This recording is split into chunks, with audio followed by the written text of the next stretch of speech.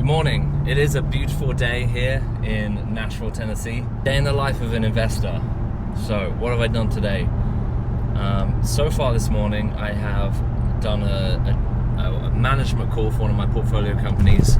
We're doing that every day at the moment because our company is not performing as we want at the moment. We make a great product, but sales are still way lower than we want. So that's concrete pavers. If any of you watching today want amazing concrete pavers, please let me know because we're working on a sales strategy for that company. The company should be 10 times as large as it is. It's a good problem to have. Like I said, I think I said in the last video, it's a good problem to have. Product's great. Just need to add the sales rather than terrible product, terrible sales. That is not what I want. So that was this morning, management call. I'm trying to commit to going to the gym 3 times a week. And by trying to, I am going 3 times a week. So I went to the gym after that. Today was legs day. It's always the easiest one to skip, but I did not. Now I'm driving into the office for my weekly management meeting with the roofing company. That's always a good time to get everyone together. We follow the EOS system. We follow the level 10 agenda. So if you read the book Traction, it will break down what a level 10 meeting is. It's weekly, it's 90 minutes, same time, same place, same agenda every week, starts on time, ends on time, and it's very formulaic.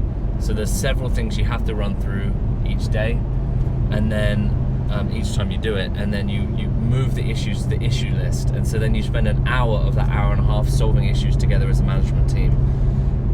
We found it to be really productive. Generally everyone agrees after talking through issues. There is the understanding in the system that sometimes not everyone does agree, so you have to have someone who has authority to actually make the final decision. I prefer to let the president of the company, who's the highest paid employee in the company, make the final decisions. It is better that way. That has been my experience. My role really is as investor or board member or someone who sits, very, very much tied financially to the business, but I don't want to be making the day-to-day operational decisions. Of course, I have a big seat at the table. I can bring,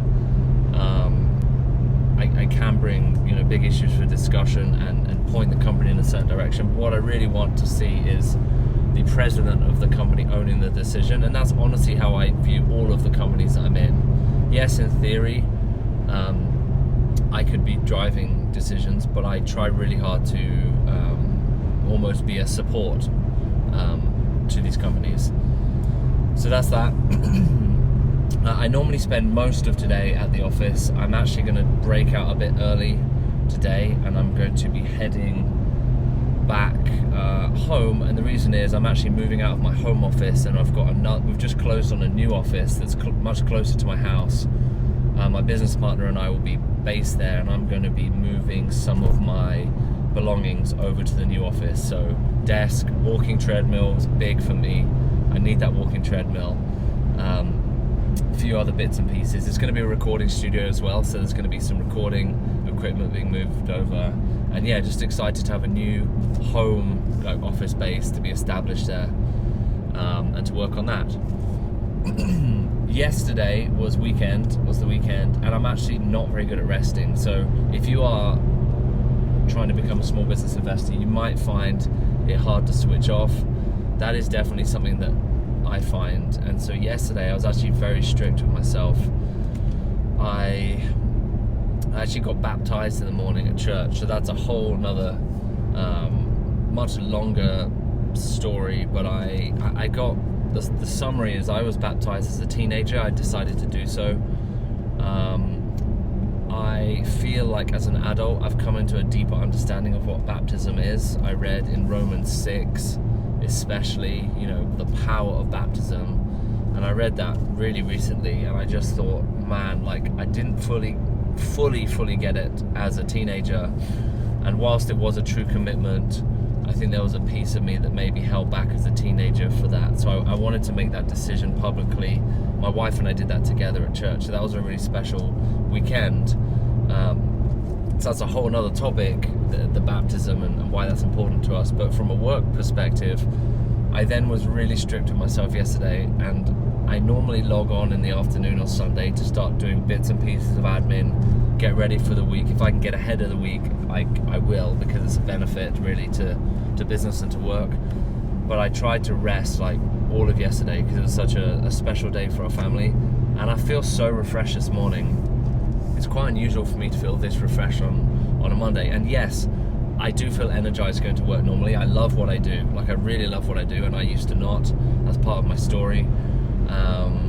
But still, like, as a new level of rest this morning as I approach work, as I think about the week ahead, as I did my morning, I get up early every morning, and first of all I'd have a coffee and I read my Bible, and then I normally do about half an hour or so of work before the family get up.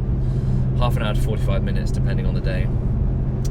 But this morning I was able to do, I normally on a Sunday plan out my week, but I was able to do that this morning. Feel super energized, have a bunch of really exciting projects. We are launching a company soon, and we are, I'm doing some rebranding on my business buying community, and there'll be a lot more benefits coming to the table with that company as well. So really excited to bring that live, but that's going to take a bit of time and a bit of hard work to get everything up and running, and then bits and pieces in the portfolio companies. But as a reminder, the way that I structure things is that we have really talented company managers running each of the businesses. It's much better that way. I am okay as an operator, I'm okay, but it's not my superpower, so I just try and stick to what I'm really good at, and let other people do what they're really good at. That's kind of the general principle.